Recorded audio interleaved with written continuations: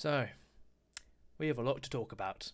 Hey guys, Callum here, and welcome back to the channel. And today we are doing our full recap / review of Doctor Who Series 12. Today we will be going through everything I want to talk about in terms of what happened in Series 12, what things I like, what things I don't like, where does all the episodes rank, where does this series rank in my series list, the future of Doctor Who, and where do we go from here, the highlights, the lows, companions, the Doctor, reveals, all of that. We are going to be talking about all that today in this recap review of Series 12. So let's start off with initial thoughts on Series 12. Series 12 is an improvement on Series 11, but it's still very bad. Series 12 for me is a series that is below average and feels like it needed more work. Series 12 is such an odd ride of a series of Doctor Who where it is more eventful than Series 11. I think we can all agree that that is definitely the case. But the main thing is that it's still not well written. Chibnall is not a good Doctor Who writer. I think for me now, even though I kind of thought that before this series, now I am confident in saying that Doctor Who is bad with Chris Chibnall running the show, because I feel like that not only is he just not a good writer, like he doesn't know how to do dialogue, and he doesn't know how to write a coherent plotted story within a Doctor Who bubble, because I feel like that Chris Chibnall is a good writer outside of Doctor Who. Like Broadchurch is a very good show, with Series 1 being a fantastic series of television. I don't know why Chris just can't write sci-fi. I think it's maybe he feels like he needs to try too hard to make it so different and to try and make it feel like Doctor Who but fail miserably at it.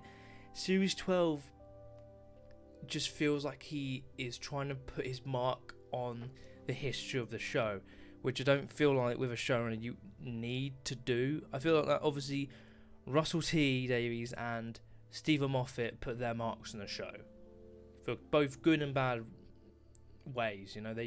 Some were very good and some were very bad.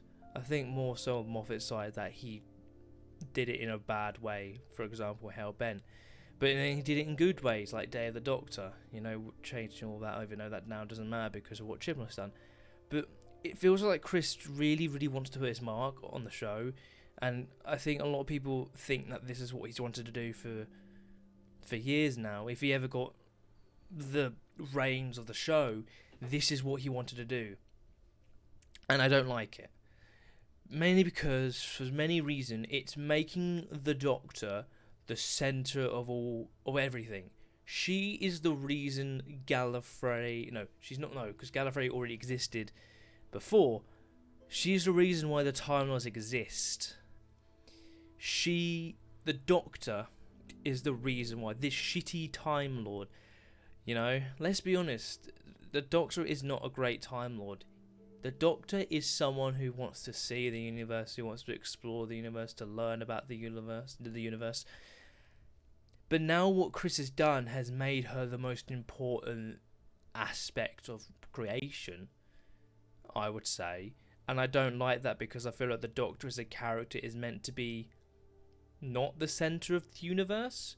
I'm a bit iffy about it when a writer makes the Doctor feel extremely important. For example, in Series 3, when the Doctor basically becomes Space Jesus, that's a moment that's very iffy on me, because while I like the episode, that moment is a bit too far taking the Doctor, I feel like, and a lot of people obviously have criticism of that, and a lot of people are not bothered by it. I'm sort of in the middle where I like it, but I feel like the Doctor shouldn't be like that, And I feel like Chris is trying to do this thing where the Doctor is like, she's either going to try and find out more about her past, or is going to be like, that I don't know that, but I know who I am now, or whatever he wants to take the Doctor now. It's just, I'm not a fan of it at all. I'm not a fan of retconning previous incarnations to a massive degree.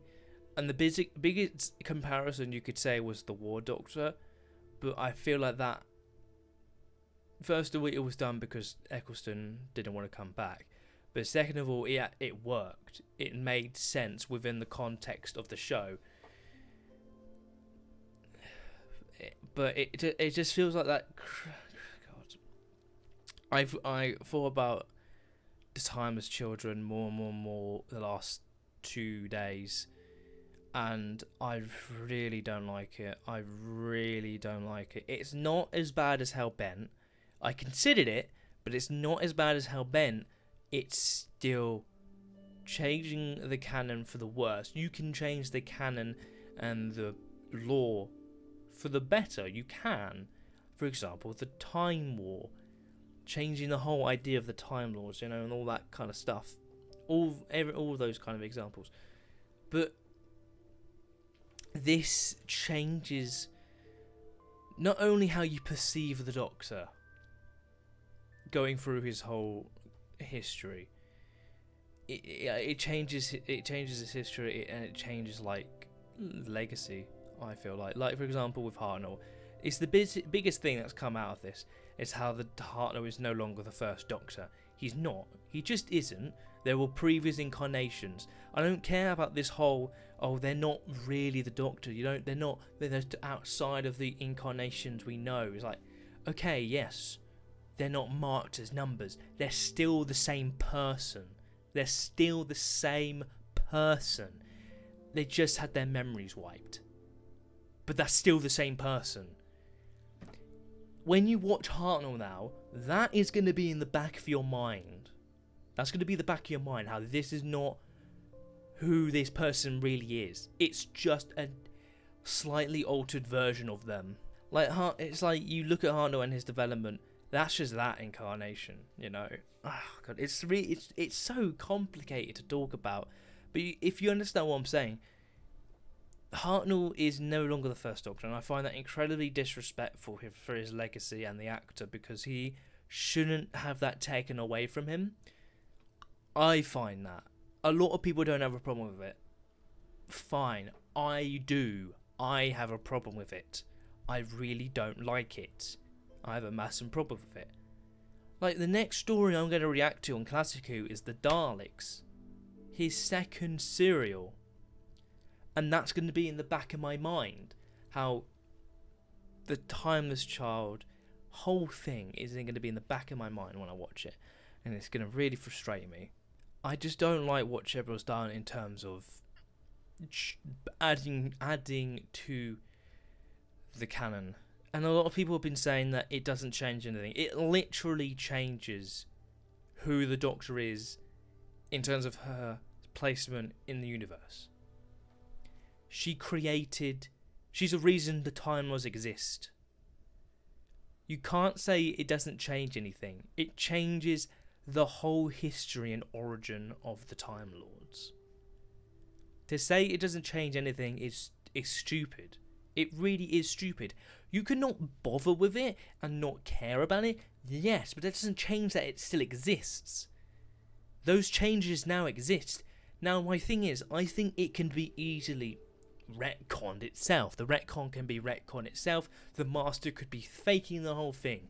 A writer could come in and just, after Chibnall was left or whatever, even Chibnall, if he wants to change it, or if that's what his plan is, he can change that. Someone can change that. But as of right now, we're in the reality where the Doctor created the Time Lords. She's the reason the Time Lords exist. And I don't like that. I really don't like it. And just in terms of an episode, I'll get in more into it when we talk about the individual episodes. But yes, I don't like the canon changes. I just don't. People can not bother with them and not care. That's fine. I do. I'm very particular about canon in any kind of franchise. That's why Star Wars is so bad now, because the canon is just destroyed. The lore is destroyed. That's just how it is, and that's how I feel about Doctor Who. Not probably to that same extreme. Well, I don't know. When I settle with this more and more, I will think about if it's really damaging to Doctor Who. But yeah, the canon changes are not great. I don't like them at all. Jodie, at least though, as the Doctor, is better. Her performances are way better in this series than Series 11. She gets a grasp with the character. She understands what the character is. It's just that she's in poorly written stories. A lot of poorly written stories. And that's the biggest problem I have with this era, is that it's not well written. Therefore, even if they're good performances, they don't mean anything because the context of what they're performing is bad. It's just... And I feel bad for Jodie, I do, because I feel like there is a good Doctor within her. I really do. Is she a good Doctor? I don't think so. I think she's got good performances, and she's had good performances. I just don't feel like that she's a good Doctor. She's not a good Doctor. She's the only Doctor that I don't really like in terms of... It's really complicated. But I like every Doctor apart from her. Because I feel like the stories she's in are really bad. Really bad. But I can at least say that I feel like that Jodie can become a good Doctor in the future. I hope. I really hope. Because I don't know how long she's going to be in. She's now had 2 series. Yet I do not fully understand her full character. Like, for example, when she tells the Rachnos thing, that isn't Rachnos, but tells her that she will die and bleed and like that line, there's no reason for it. There's no reason for her reacting that way. So I don't understand why she's changed. There's nothing to imply her changes throughout this series. You could argue maybe the whole Gallifrey being destroyed, sure, but for example, that structure of that scene is really bad. Things are out of order, and it would work well with restructuring that scene, for example, but it's a very small thing. But yeah, it's stuff like that where I feel like that Jodie, she can be a good Doctor, but she just isn't. And I feel bad for Jodie, because I think Jodie's a fantastic actress. She's amazing in Broadchurch. She really is. She's fantastic. Obviously 2 very different characters, but she's a good actress. She is.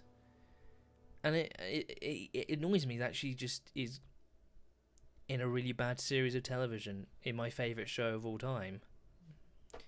I generally just do feel bad for her. Well, and also, more on canon now, but Ruth is now the Doctor, officially. She has to be before Hartnell, because she doesn't, because first of all, she has a TARDIS.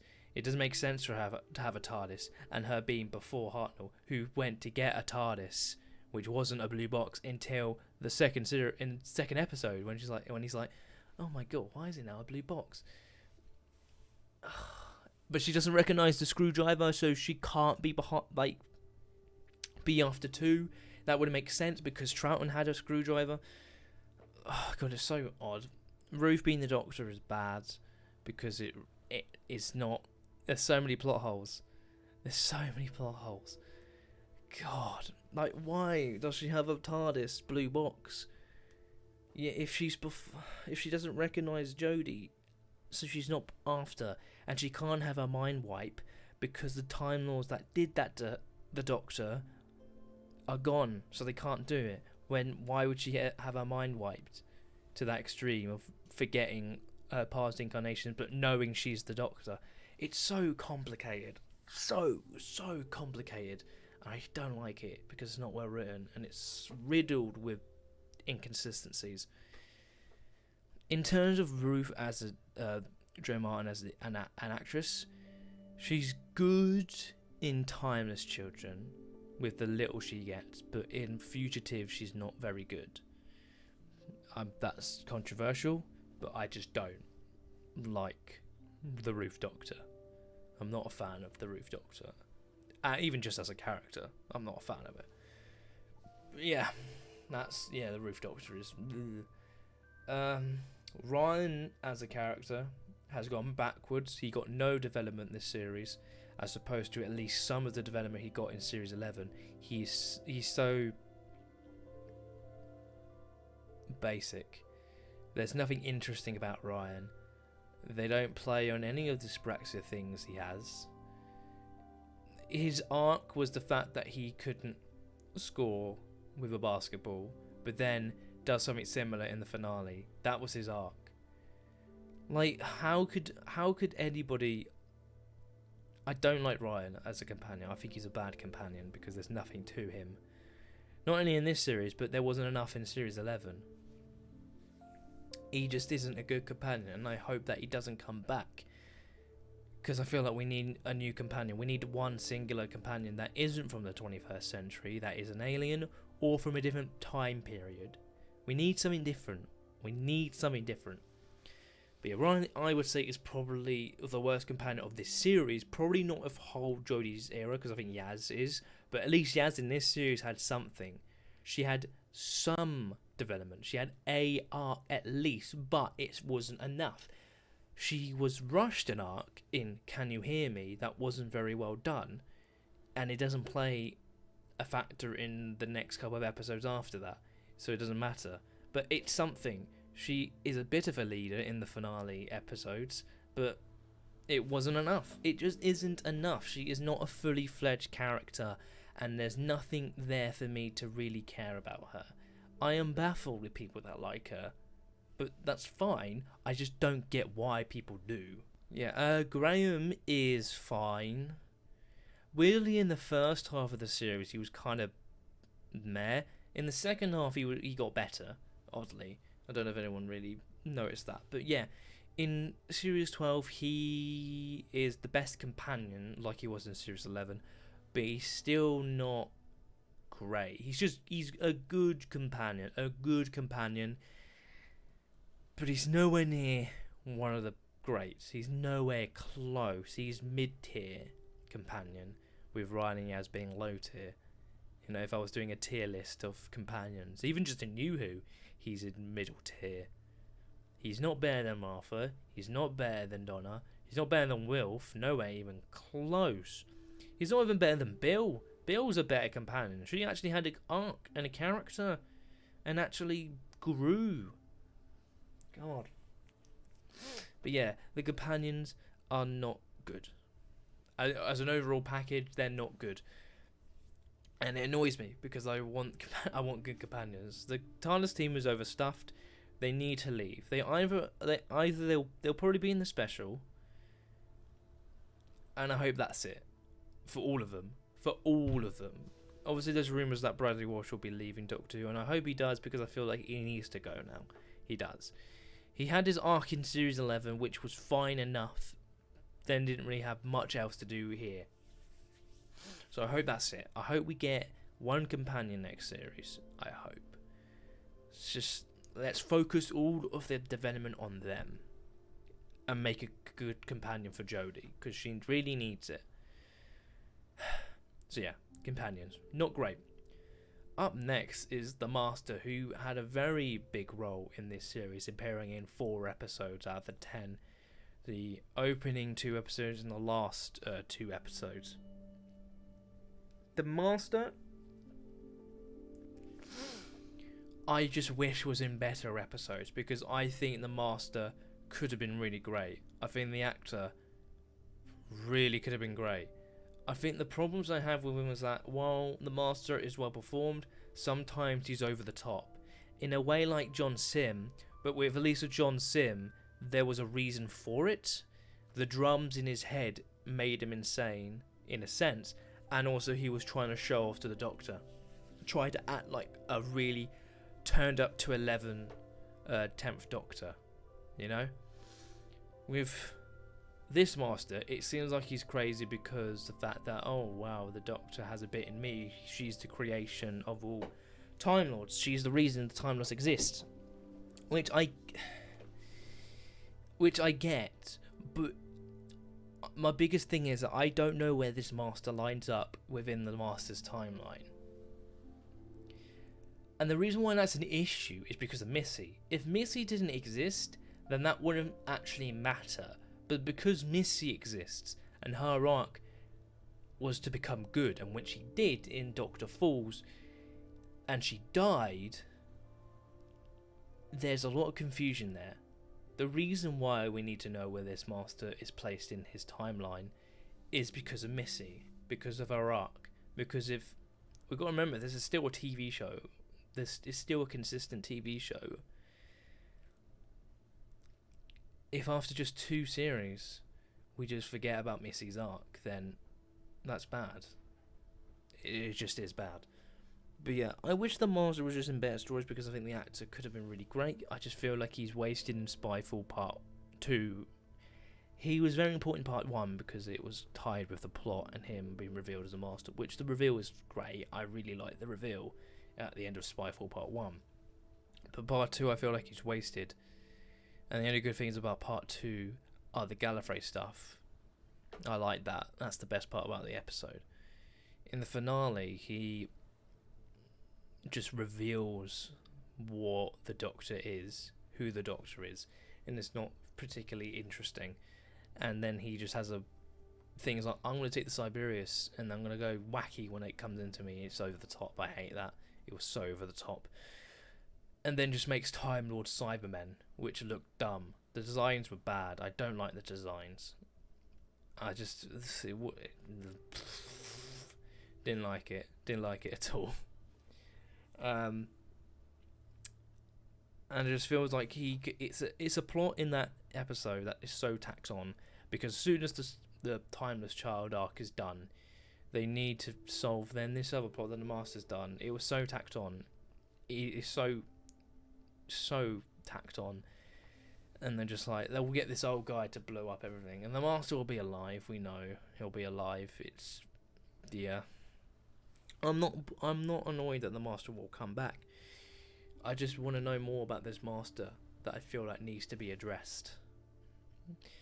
But yeah, that was the Master.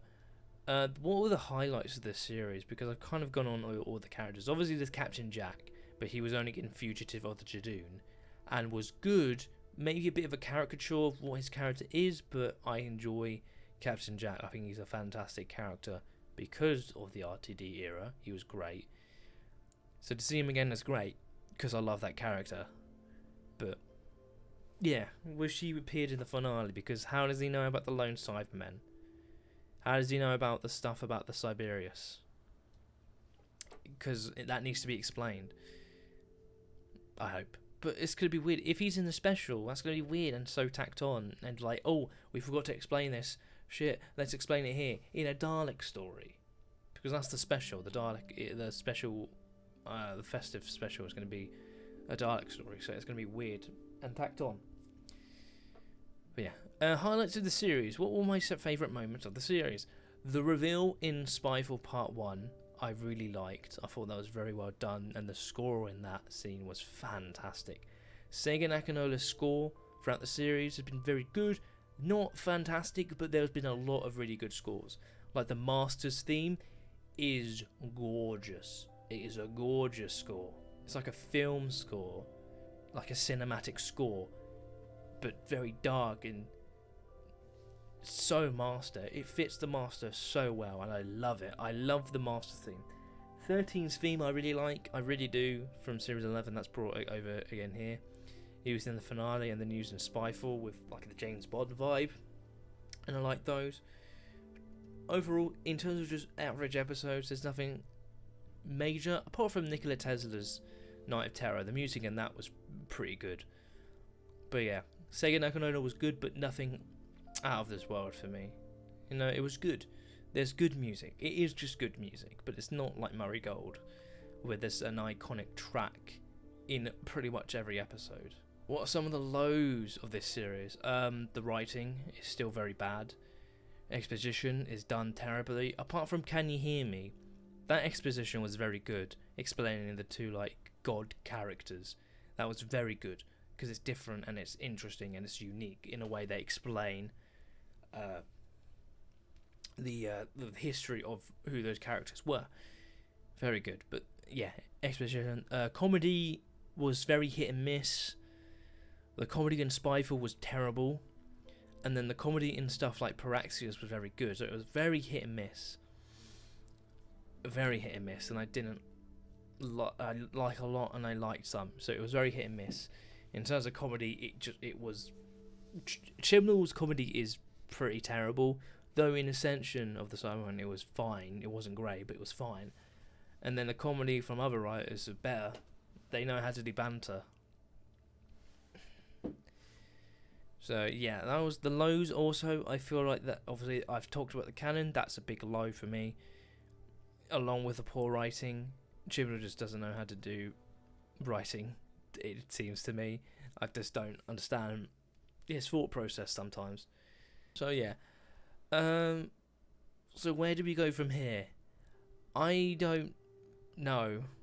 I really don't know. I don't know what he's gonna do for Series 13. Got no idea.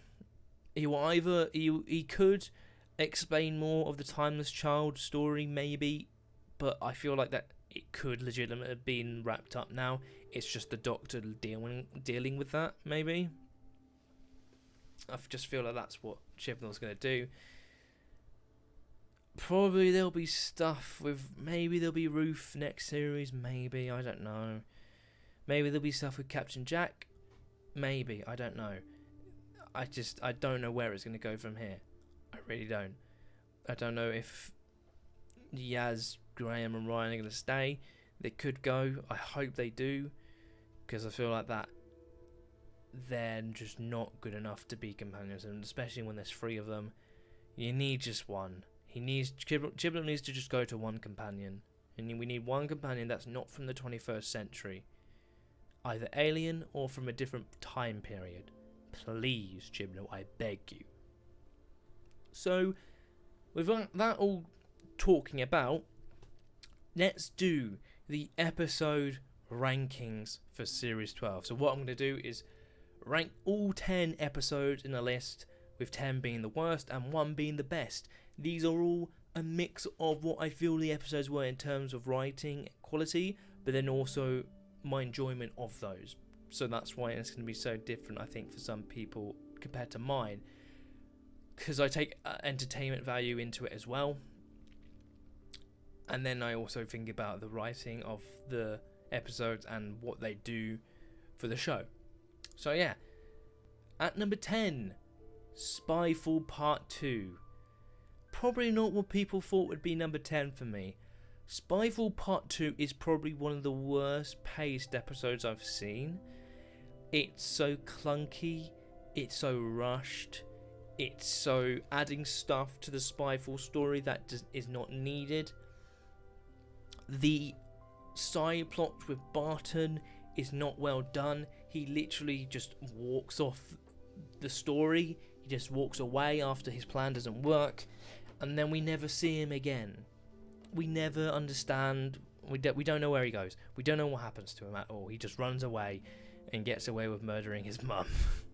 The Casavan are so pushed aside because they were interesting in Part 1, but they were very badly pushed to the side, and I felt like that they were wasted. They were very wasted.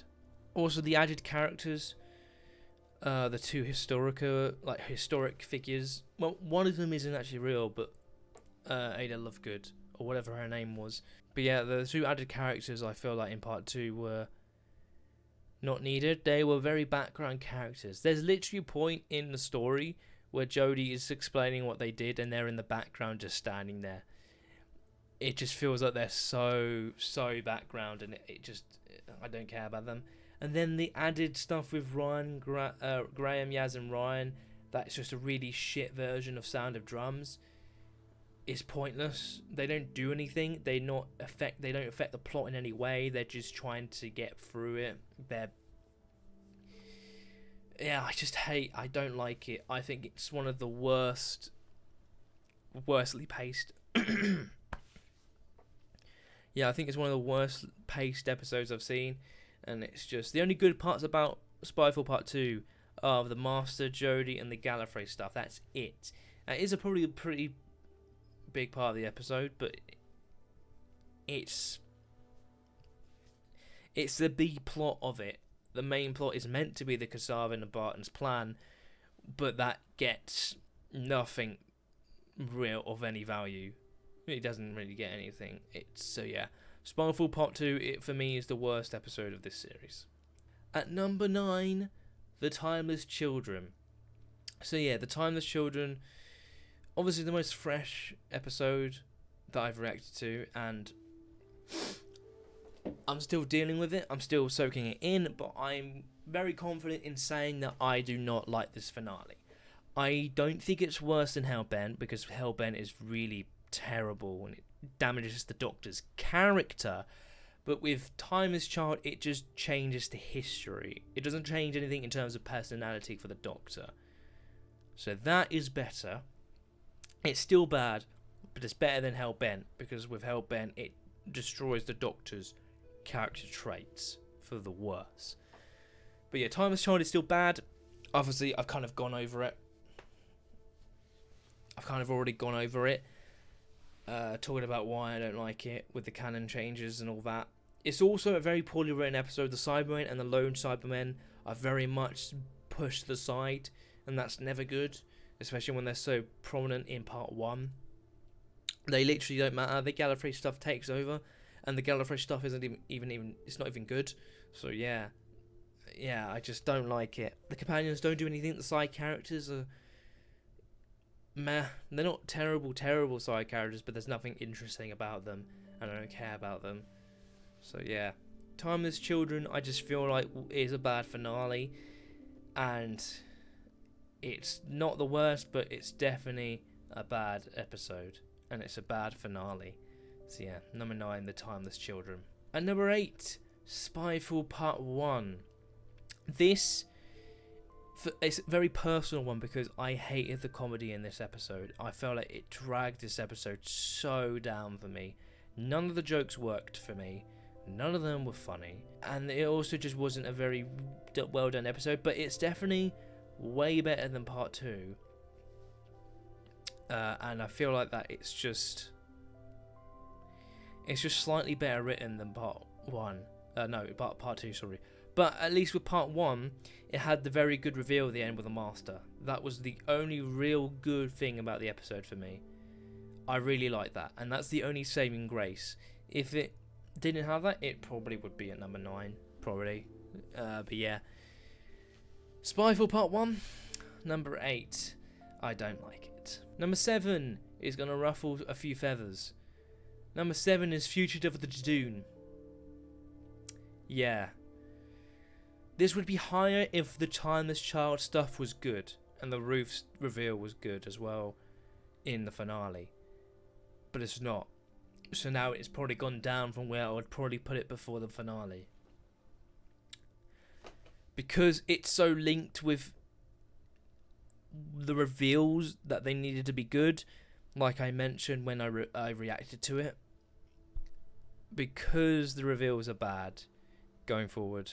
And also the episode itself is not well written and well paced, but it's a Chibnall episode. Well, it's a co-written Chibnall episode. But if he definitely had a big hand in that story for sure. It's just not well written. It's the Jadoon are fine. The companions are. Jodie's the only really good thing about it. Her performance is very good. Joe Martin isn't great. All the other characters around the town are just terrible caricatures. Especially the barista. He's terrible. I hate the barista. He's so odd and a big caricature of that type of character. I hate it. I really don't like it. But yeah, Fugitive of the Jadoon, I really don't like. It's not an episode I'm going to rewatch anytime soon now that I know the reveal and all the context of it. Yeah. Number 7, Fugitive of the Jadoon. And number 6 is Orphan 55. This is probably the worst written episode of the series, but I enjoyed it, and it's very meme-worthy. And that's probably why I like it more than others, because I can actually enjoy it. Plus, I feel like that this episode had really good ideas. I just feel like what it does isn't the way you do it. And also the political aspect of it is just terribly done. It's terribly delivered, and it's not well implemented at all. What this episode should have been is one Drake and it's an under siege resort, and they all try to find a way to get out of this place, and they just try to escape. And their characters that die, like they do in the episode, but it's a very horror episode. I feel like it should have been, but it's actually just a joke. The actual episode is just a joke. You got the bending stuff, you got the political aspects, like, hey, we need to be better. Yay! It's just it's not good. But in terms of enjoyment levels, I enjoy it. It's like, probably, and if you're talking about writing, it's probably the worst episode of the series in terms of writing. But I just weirdly enjoy it. I just enjoy it. It's a bad episode, but I enjoy it for the memes. So yeah, number 6, Orphan 55. And number 5 is Can You Hear Me? The most wasted potential episode, I feel like. Can You Hear Me should have been a classic. Or at least been a very good episode. Because with Can You Hear Me, its ending is so goddamn rushed, it is laughable. The god woman escapes. 5 minutes later, both of the god creatures are trapped. It's so baffling. Because the first half is very strong. The first half is very strong as an episode. But this ending is terrible and so rushed. And all the character stuff they try to do is incredibly rushed as well. That's why they rushed the ending, to get all that stuff in, because Chibnall forgot, oh my god, I've got to develop all these characters that I haven't developed for a series and a half. It's not good. It's a very rushed episode, and so rushed it's unbelievably rushed. From a point, it's a shame, because it could have been a really good episode. It could have been a really, really, really good episode. And number 4, Paraxius. Probably the funniest episode of the series. The banter between all the characters I really like. It's a better version of Orphan 55. 2 slightly different kind of plots, but the same kind of themes. This was just kind of better than Orphan 55. It has problems. Side characters are not very good. The Brazilian woman as well is terrible. She's an awful character. Because her friend dies, and then she doesn't care 5 minutes later after seeing her dead body. Jodie is fine in this episode. The companions are very funny. I think there's a lot of good banter. That's probably why it's so high, because I found it enjoyable in terms of character dialogue. It's not perfect, nowhere near perfect, but it's a very enjoyable time if you like comedy. And I think it has a lot of good comedy. Like, the bird jokes are very good, like Ryan smelling like a dead bird. I think that's very funny. But yeah, number 4, Praxius. At number 3, Ascension of the Cybermen.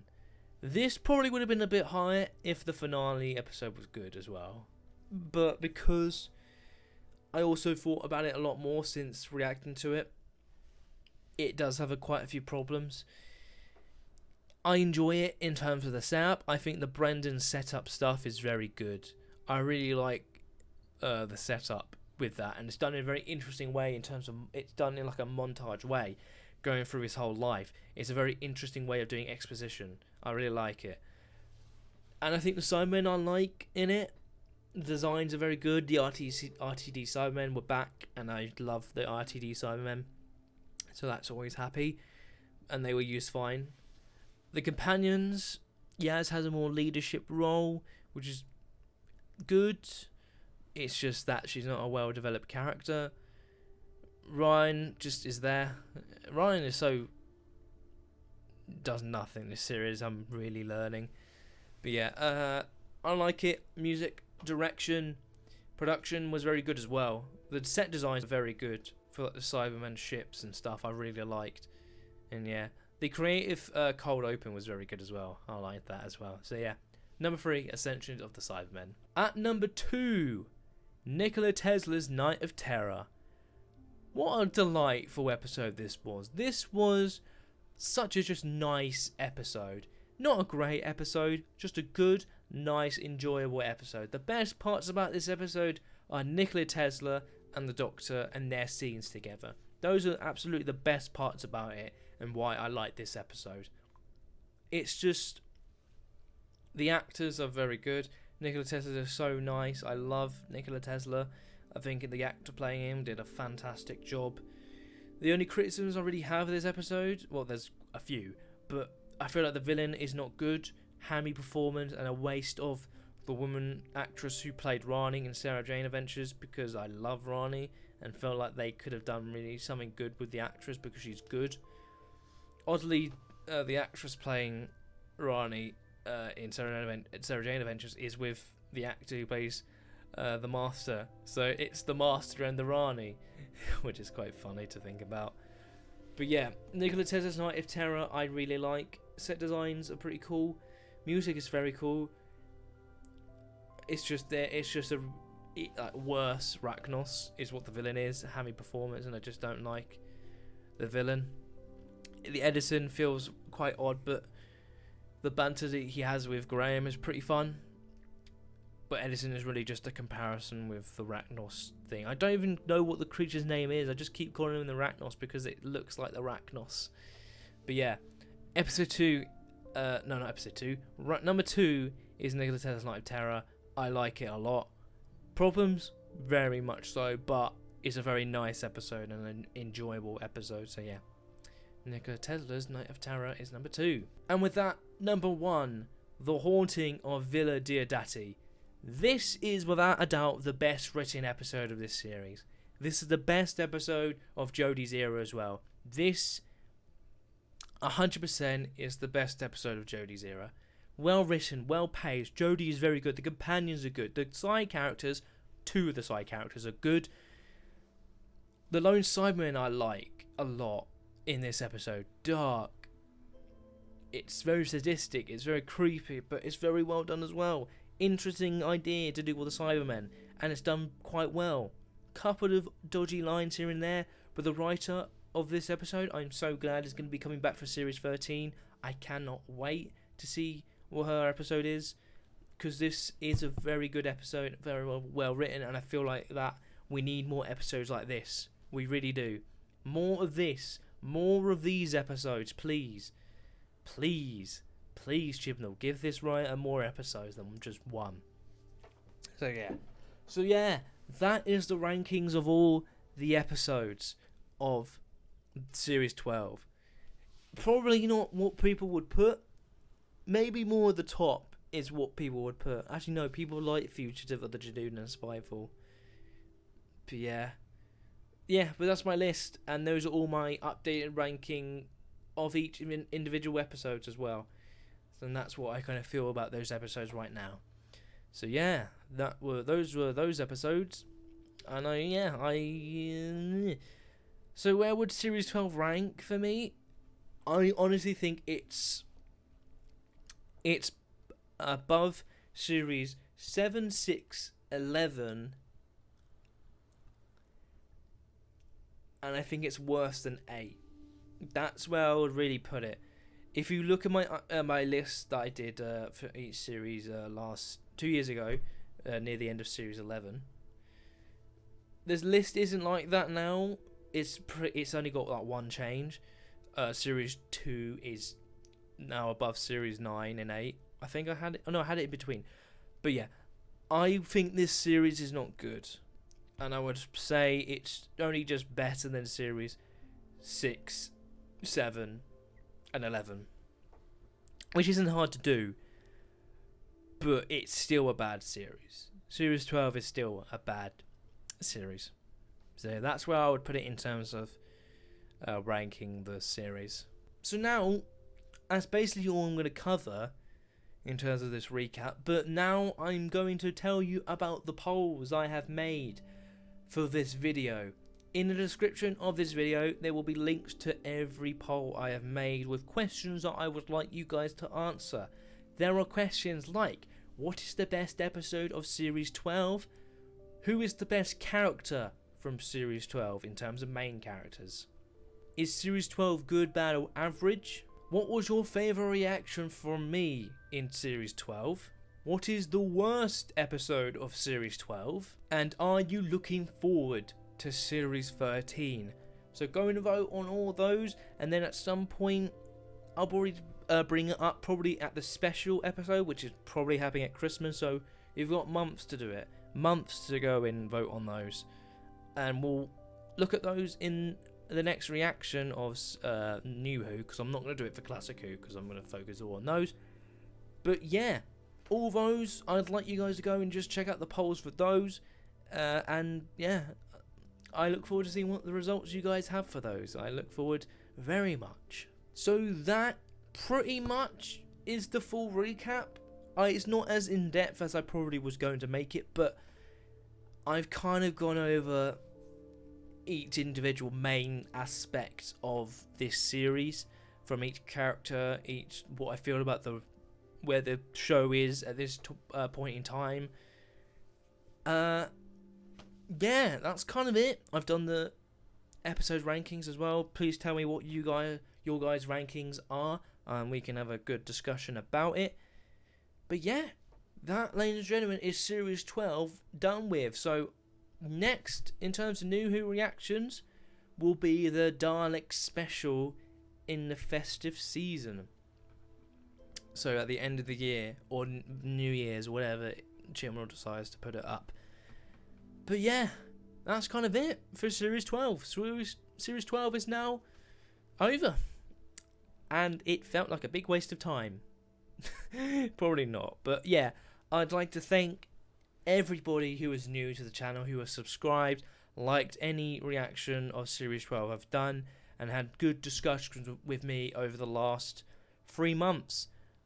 I've had a blast. I've had ups and downs.